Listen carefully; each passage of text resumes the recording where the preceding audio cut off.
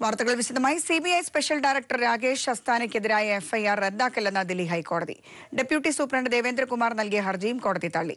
അസ്താനയ്ക്കും ദേവേന്ദ്രകുമാറിനും എതിരായ അന്വേഷണം 10 ആഴ്ചയ്ക്കകം പൂർത്തിയാക്കണമെന്നും ഇവരെ 2 ആഴ്ചത്തേക്ക് അറസ്റ്റ് ചെയ്യരുതെന്നും കോടതി ഉത്തരവിട്ടു. മൊയിൻ ഖുറേഷി കേസിലെ പ്രതിപട്ടികയിൽ നിന്ന് ഒഴിവാക്കാനായി ഹൈദരാബാദ് സ്വദേശിയിൽ നിന്ന് കോഴ വാങ്ങിയെന്നാണ് ഇരുവർക്കുമെതിരെയുള്ള കേസ്. മാംസ കയറ്റുമതി വ്യവസായിയായ മൊയിൻ ഖുറേഷിക്കെതിരായ കള്ളപ്പണം വെളുപ്പിക്കൽ കേസിൽ പേര് പരാമർശിക്കാതിരിക്കാൻ ഹൈദരാബാദ് സ്വദേശിയായ സതീഷ് സനിൽ നിന്ന് 2 കോടി രൂപ കൈക്കൂലി വാങ്ങിയെന്നാണ് കേസ്. ഈ കേസിലെ എഫ്ഐആർ റദ്ദു ചെയ്യണമെന്നാവശ്യപ്പെട്ടാണ് അസ്താനയും കേസിലെ മറ്റൊരു പ്രതി DCP ദേവേന്ദ്രകുമാറും ദില്ലി ഹൈക്കോടതിയെ സമീപിച്ചത്. ഇവർ നൽകിയ ഹർജികൾ തള്ളിയ കോടതി 10 ആഴ്ചയ്ക്കകം അന്വേഷണം പൂർത്തിയാക്കാൻ CBIയോട് ആവശ്യപ്പെട്ടു. CBI തലപ്പത്ത് തർക്കങ്ങൾ മൂർച്ഛിക്കാൻ കാരണമായത് ഈ കേസാണ്. സതീഷ് സനിൽ നിന്ന് 10 മാസം ഗഡുക്കളായാണ് അസ്താന പണം കൈപ്പറ്റിയതെന്ന് എഫ്ഐആറിൽ പറയുന്നുണ്ട്. മുൻ CBI ഡയറക്ടർ അലോക് വർമ്മ വ്യക്തിവൈരാഗ്യം തീർക്കാൻ കെട്ടിച്ചമച്ചതാണ് കേസെന്നും വാദത്തിനിടെ ഇരുവരും ആരോപിച്ചിരുന്നു. CBIയിലെയും എൻഫോഴ്സ്മെന്റ് ഡയറക്ടറേറ്റിലെയും ചില ഉന്നതർ നടത്തിയ ഗൂഢാലോചനയാണ് സതീഷ് സനിയുടെ പരാതിയുടെ പിന്നിലെന്നും അസ്താന വാദിച്ചിരുന്നു. എന്നാൽ ഈ വാദം തള്ളിയ ജസ്റ്റിസ് വാസ്രി അഴിമതി നിരോധന നിയമത്തിലെ 17A വകുപ്പ് പ്രകാരം ഉദ്യോഗസ്ഥർക്കെതിരെ അന്വേഷണം നടത്താൻ മുൻകൂർ അനുമതിയുടെ ആവശ്യമില്ലെന്നും നിരീക്ഷിച്ചു. എഫ്ഐആർ രജിസ്റ്റർ ചെയ്തതിനെ തുടർന്ന് കഴിഞ്ഞ ഒക്ടോബർ മുതൽ അസ്താനയും ദേവേന്ദ്രകുമാറും നിർബന്ധിത അവധിയിലാണ്. അന്വേഷണ ഉദ്യോഗസ്ഥനായ അഡീഷണൽ സൂപ്രണ്ട് ഗുരുമിന്റെയും കേസിലെ മറ്റൊരു പ്രതിയായ മനോജ് പ്രസാദിന്റെയും ഹർജികളിലാണ് ഇനി ഹൈക്കോടതി വിധി പറയാനുള്ളത്. News bureau, Delhi. CBI director സ്ഥാനത്ത് നിന്ന് പുറത്താക്കിയതിന് പിന്നാലെ അലോക് വർമ്മ സർവീസിൽ നിന്ന് രാജിവെച്ചു. ഫയർ ആൻഡ് സർവീസ് DG ചുമതല ഏറ്റെടുക്കാനാകില്ലെന്ന് വർമ്മ കേന്ദ്ര സർക്കാരിനെ അറിയിച്ചിട്ടുണ്ട്. തനിക്ക് സ്വാഭാവിക നീതി നിഷേധിച്ചുവെന്നും CVC അന്വേഷണം ഏകപക്ഷീയമാണെന്നും കേന്ദ്ര പേഴ്സണൽ മന്ത്രാലയത്തിന് നൽകിയ രാജിക്കത്തിൽ അലോക് വർമ്മ പറയുന്നു. പ്രധാനമന്ത്രിയുടെ അധ്യക്ഷതയിലുള്ള ഉന്നതതല സമിതിക്കെതിരെയും കേന്ദ്ര വിജിലൻസ് കമ്മീഷനെതിരെയും കടുത്ത ആരോപണങ്ങൾ ഉന്നയിച്ചാണ് അലോക് വർമ്മ പോലീസ് സർവീസിൽ നിന്ന് രാജി പ്രഖ്യാപിച്ചത്. രാകേഷ് അസ്താന നൽകിയ പരാതിയിൽ കേന്ദ്ര വിജിലൻസ് കമ്മീഷൻ നടത്തിയ അന്വേഷണം നീതിപൂർവമല്ല. അസ്താന നൽകിയ പരാതി അതേപടി റിപ്പോർട്ട് നൽകുകയായിരുന്നു. സുപ്രീം കോടതി മേൽനോട്ടത്തിനായി നിയോഗിച്ച റിട്ടയർഡ് ജസ്റ്റിസ് AK പട്നായിക്കിന് മുന്നിൽ ഒരിക്കൽ പോലും അസ്താന ഹാജരായില്ല. അന്വേഷണത്തിൽ എത്തിച്ചേർന്ന തീർപ്പ് തന്റേതല്ലെന്ന് റിപ്പോർട്ടിൽ AK പട്നായിക് രേഖപ്പെടുത്തിയിട്ടുണ്ട്. എന്നിട്ടും CVC റിപ്പോർട്ടിന്മേൽ തന്റെ വിശദീകരണം തേടാതെ പ്രധാനമന്ത്രിയുടെ അധ്യക്ഷതയിലുള്ള ഉന്നതതല സമിതി തീരുമാനമെടുക്കുകയായിരുന്നുവെന്നും ഇത് സ്വാഭാവിക നീതിയുടെ ലംഘനമാണെന്നും കേന്ദ്ര പേഴ്സണൽ മന്ത്രാലയം നൽകിയ രാജിക്കത്തിൽ പറയുന്നു. CVCയെ ഉപയോഗിച്ച് CBI എങ്ങനെയാണ് കേന്ദ്ര സർക്കാർ നിയന്ത്രിക്കുന്നത് എന്നതിന്റെ ഉദാഹരണമാണ് തനിക്കെതിരെയുള്ള നടപടി. 2017 ജൂലൈ വരെയായിരുന്നു തന്റെ സർവീസ് കാലാവധി. CBI ഡയറക്ടർക്ക് 2 വർഷത്തെ സർവീസ് നിർബന്ധമായതുകൊണ്ടാണ് ഇത് നീട്ടിയത്. ഡയറക്ടർ സ്ഥാനത്ത് നീക്കിയതോടെ സർവീസിൽ തുടരാൻ തനിക്ക് അർഹതയില്ലെന്നും അതിനാൽ ഫയർ ആൻഡ് സർവീസ് DG ചുമതല ഏറ്റെടുക്കുന്നില്ലെന്നും കത്തിൽ വ്യക്തമാക്കുന്നു. അതിനിടെ വർമ്മയ്ക്ക് പകരം ഇടക്കാല CBI ഡയറക്ടറെ നാഗേശ്വർ റാവു ചുമതലയേറ്റു. പിന്നാലെ അലോക് വർമ്മ പുറത്തിറക്കിയ സ്ഥലം മാറ്റ ഉത്തരവുകൾ അദ്ദേഹം റദ്ദാക്കി. News bureau, Delhi. തിരുവനന്തപുരം മുട്ടത്തറയിലെ സാരഥി മോട്ടോഴ്സിൽ തീപിടുത്തം. മാരുതിയുടെ സർവീസ് സെന്ററായ ഇവിടെ ഒരു കാർ ഭാഗികമായി കത്തിനശിച്ചു. തീപിടുത്തമുണ്ടായ ഉടനെ മറ്റു വാഹനങ്ങൾ മാറ്റിയതിനാൽ കൂടുതൽ നാശനഷ്ടങ്ങളില്ല. 5 യൂണിറ്റ് ഫയർഫോഴ്സുകളെത്തി തീയണച്ചു. വൈകിട്ട് 5 മണിയോടെയായിരുന്നു സംഭവം. അപകട കാരണം ഷോർട്ട് സർക്യൂട്ടാണെന്നാണ് പ്രാഥമിക നിഗമനം.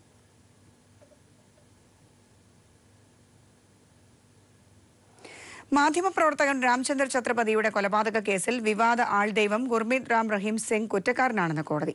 ഈ മാസം 17-ന് പഞ്ച്കുള CBI പ്രത്യേക കോടതി ഗുർമീതിന് ശിക്ഷ വിധിക്കും. പൂര സച്ച് ദിനപത്രത്തിന്റെ എഡിറ്ററായിരുന്ന രാംചന്ദർ 2002-ലാണ് കൊല്ലപ്പെട്ടത്. പഞ്ച്കുള പ്രത്യേക CBI കോടതി ജഡ്ജി ജഗദീപ് സിംഗാണ് ഗുർമീത് റാം റഹീം സിംഗ് കൊലപാതക കേസിൽ കുറ്റക്കാരനാണെന്ന് വിധിച്ചിരിക്കുന്നത്.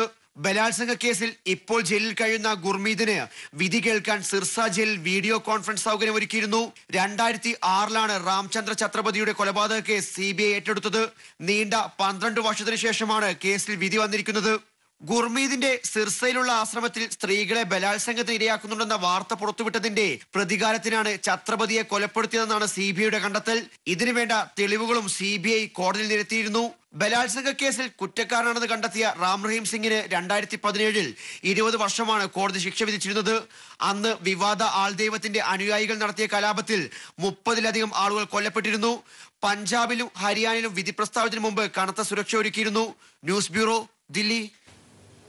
വാർത്തകൾ തുടരും. ഇടവേളയ്ക്ക് ശേഷം വാർത്തകൾ തുടരുന്നു. ലോക്സഭാ തെരഞ്ഞെടുപ്പിൽ വർഗീയ കാർഡ് ഇറക്കുമെന്ന വ്യക്തമായ സൂചന നൽകി BJP. അയോധ്യയിൽ രാമക്ഷേത്രം എത്രയും വേഗം നിർമ്മിക്കണമെന്നാണ് ആഗ്രഹമെന്ന പ്രസ്താവന BJP അധ്യക്ഷൻ അമിത് ഷാ ആവർത്തിച്ചു. തെരഞ്ഞെടുപ്പ് അജണ്ട നിശ്ചയിക്കുന്ന BJP ദേശീയ കൌൺസിലിൽ പ്രധാനമന്ത്രി നരേന്ദ്രമോദിയെ സാക്ഷിയാക്കിയായിരുന്നു ഷായുടെ പ്രസ്താവന. ഇടുക്കിയിലെ കോൺഗ്രസിന്റെ മുതിർന്ന നേതാവും AICC അംഗവും മുൻ MLA-യുമായി EM അഗസ്റ്റിൻ സൗഹാർദ്ദത്തിന്റെ വിളംബരവുമായി ചരിത്ര പ്രസിദ്ധമായ എരുമേലി പേട്ടതുള്ളൽ നടന്നു. അയ്യപ്പൻ മഹർഷിയെ കൊണ്ടുവന്നതിലുള്ള സന്തോഷ പ്രകടനമാണ് പേട്ടതുള്ളൽ എന്നാണ് ഐതിഹ്യം.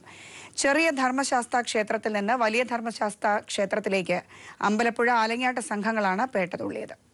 ആകാശത്ത് കൃഷ്ണപരുന്ത് പ്രത്യക്ഷപ്പെട്ടപ്പോഴാണ് സമൂഹ പെരിയോൻ ചന്ദ്രശേഖരൻ നായരുടെ നേതൃത്വത്തിലുള്ള അമ്പലപ്പുഴ സംഘം ആദ്യം പേട്ടതുള്ളിയത്.